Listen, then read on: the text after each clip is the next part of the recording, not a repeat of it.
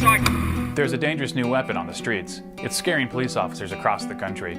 More and more people are carrying it as it becomes cheaper and more available every day. That weapon is the camera. Cut it off. I'm not shutting it off, officer. Well, you going to jail. Get off the motorcycle, state police. You keep filming me, I'm going to take it from you, understand? I'm not putting the camera down until you... We're rolling, bud. We're rolling. You hit me. You can't take pictures on federal property. And you need to... That's the law. Property is being protected.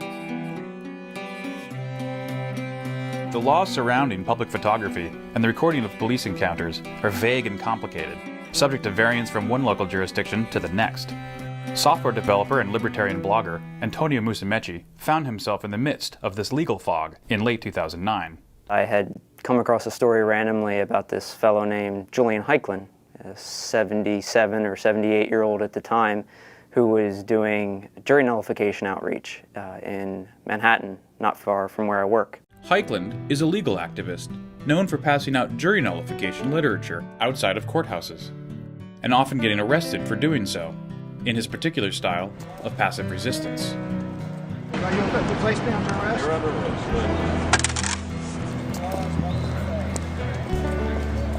Antonio met up with Heiklin at the Daniel Patrick Moynihan United States Courthouse, the federal courthouse Julian had selected for the day's protest.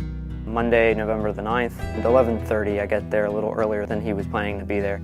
I had a little spy cam on my belt, and I had a Canon FS100 flash camera. It's about the size of a soda can. Eventually he showed up, and almost instantly two, I suspect, court officers showed up and looked like they were giving him some grief. You got something to do? Stand here, can I? Just seeing what's happening. They tell him he can't be there. He disagrees. Clifford Barn then shows up, the arresting officer. In the jurisdictions of which I'm aware, there's no prohibition on video recording or photographing things when you're standing in a public place and you're looking at another public place. Eugene Volokh, a law professor at UCLA, who runs the popular law blog The Volokh Conspiracy, explains that citizen ignorance of the law sometimes allows police to get away with more than they otherwise would. Not everybody knows what the law is, and sometimes not even all police officers know what the law is. Not film the building. Why, is it illegal? Is there a law? So there sometimes are myths that spring up about how this is supposedly illegal, that's supposedly illegal. You can't take pictures of federal property. 12 states have laws banning the audio recording of conversations in which both parties have not consented. This is how many cases involving filmed police encounters are prosecuted. My civil liberties are being violated at this moment while you videotape. But as it happens, the unfortunate reality is that often police officers can intimidate people into not doing things they otherwise legally could. Officers employed intimidation tactics against Musumeci as they arrested protester Julian Heiklin. You work for? News agency. Oh, okay. Cool. Mr. Your ID. I don't need to show you that. You absolutely do. I'm a listener of Free Talk Live. It's a libertarian radio show out of New Hampshire. The people who run the show often say, well, if you're approached by a cop and they ask, like, why are you there, why are you filming, tell them you're a producer for Free Talk Live, because anyone can call up the show and provide news. Well, I did that, and they assumed that it was commercial. And so he instantly arrested me without warning. Go ahead and sit down. You're under arrest, too. For what? No press card on you. Turn around. Sit down. Well, Sit down. two people are holding me.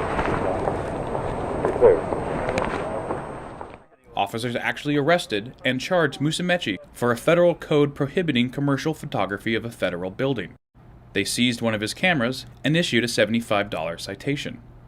Musumeci brought the case to the NYCLU. We have long been involved with helping people who have been harassed by law enforcement officers while engaging in photography. Mr. Musumeci was at federal court and he had problems with federal officials. And since 9/11 we have been concerned about and have received reports about harassment by federal officers at federal buildings here in New York City.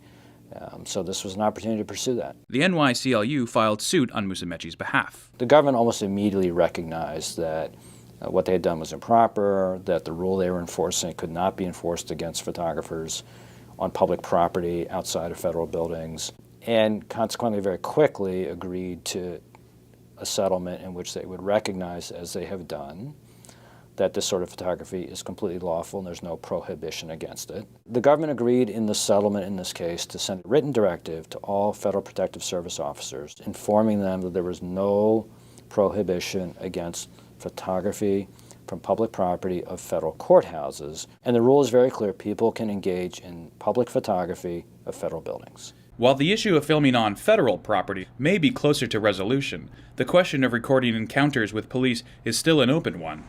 Here's what photographers should keep in mind. It's legal to film federal buildings in public spaces. We got one coming for me. Know your local wiretapping laws before filming. Ask which ordinance is being enforced, if challenged by law enforcement. You live here? But unless federal courts make a ruling, the law will remain necessarily murky, explains Volokh. First Amendment applies to all states and to the federal government. But the Supreme Court has never made it quite clear what the rules are with regard to news gathering under the First Amendment. And in a new media world, where every blogger with a cell phone camera is a potential journalist, the umbrella of news gathering protection may need to be quite large. Turn that goddamn thing off and get out of here.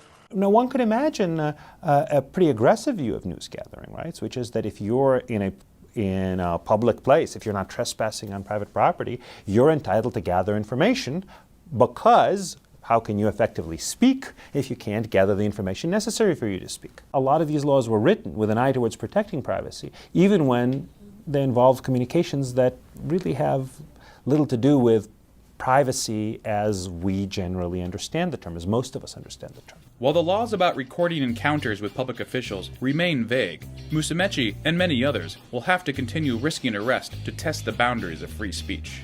And unfortunately, law enforcement officials have confused public photography with dissent or espionage or criminal activity, and that's just wrong. When you're talking about police officer interaction with citizens, by and large, there's a lot of benefit to having them be recorded and then be monitored. Most government action ends up being better done when it is done in public.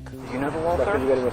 Absolutely, I'm an officer. There's nothing better than being able to, provide objective reality, this film footage, and then just putting your little spin on it and then just say, well, make your own decision, or that there's just nothing the government can do about it without outright banning, cell phone cameras. For ReasonTV, I'm Hawk Jensen.